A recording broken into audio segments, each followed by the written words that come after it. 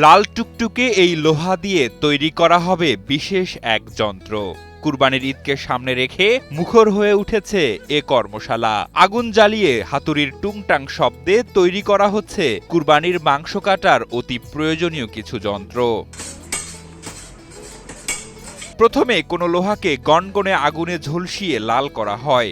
এরপর কারিগররা হাতুড়ি দিয়ে এটিকে পিটিয়ে ভিন্ন ভিন্ন যন্ত্রের আকার দেন। পরে কারিগরের নিপুণ হাতের ছোঁয়ায় উজ্জ্বলতা বৃদ্ধি এবং ধার করানো হয়। এসব কাজের প্রতিটি ধাপ সম্পন্ন হয় পৃথক ধরনের কারিগরদের দ্বারা। কেউ লোহা পিটানোর কাজ করেন, কেউ তা আগুনে ঝলসানোর কাজ করেন, কেউ যন্ত্রের আদলে আনেন, কেউ বা আবার সানানোর কাজ করেন। আর এভাবেই তৈরি হয় ছুরি, কাঁচি, বটি, কোদাল থেকে শুরু করে ব্যবহার্য নানা যন্ত্র।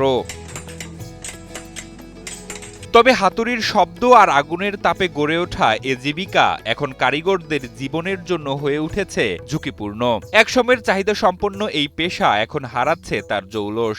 এই কাজ করে কোনো মতে খেয়ে না খেয়ে চলছে দিন। ভাই, আমরা তো অনেক যাবত ব্যবসা করি, কিন্তু আগের মতো ব্যবসার প্রতিশ্রুত নাই। আর দ্বিতীয় কাজ কামও কম। লোহার জিনিসটা আগে যেরকম চলতো এখন এরকম চলে না, আর রেটে কম হয়ে যায়। আর আমাদের ব্যবসার কারিগরের দাম বাড়তি, কয়লার দাম বাড়তি, আমরা ব্যবসা করে দিন মজুরিরা চলতে পারতাছি না। কামারদের তৈরি এসব যন্ত্রপাতি দেশের চাহিদা মিটিয়ে ভারত সহ পৃথিবীর বিভিন্ন দেশে রপ্তানি করা হতো। কালের বিবর্তনে সেই ঐতিহ্য হারাতে বসেছে। তবে গাজীপুরের টঙ্গীর গরুহাট্টা এলাকায় প্রজন্মের পর প্রজন্ম ধরে কামারের পেশায় নিয়োজিত একটি জনগোষ্ঠী আজও টিকে থাকার লড়াইয়ে ব্যস্ত। দাদাই করে গেছে, আমার বাপও করেছে, আমি করতেছি। বর্তমানে ব্যবসা অনেকদিন ধরে 30 বছর ধরে করতেছি ব্যবসা। এই ব্যবসা করে মনে কিছু করতে পারতেছি না এখন বর্তমানে, যে জিনিসের দাম একদম কম, এই রেট পাইতেছি না। আমার দাদা করছে, আমার দাদা করার পরে আমার বাবা করছে, আমার বাবা করার পরে আমরা করতেছি।